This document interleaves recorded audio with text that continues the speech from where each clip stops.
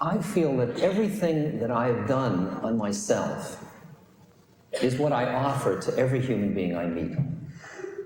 And to the extent that I have confronted things that frighten me and turned around and looked at them rather than running away, and seeing that they are the creations of my mind in large part, fears of embarrassment, of shame, of humiliation, all those kind of fears, and fears of pain, and fears of things.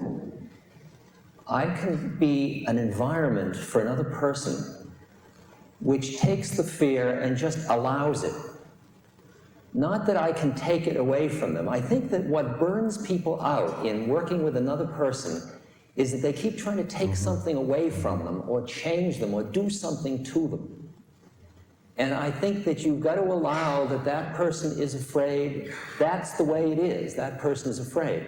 If you can bring to that environment, that situation, the environment of your mind that allows it, that doesn't get reactive against the fear by doing something, that's the tendency, I got to do something about it.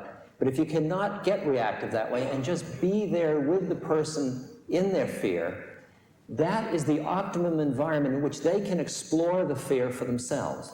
You can't do it to them, but you can create an environment in which another person can do it for themselves. And that's a much relieving role for a person that is with somebody that is suffering or frightened.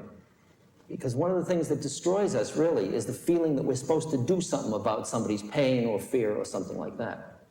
And since you really don't know, unless you have the God eye of full awareness, what function that pain or fear has for the person, you can't even know that it should go away just at the moment it does.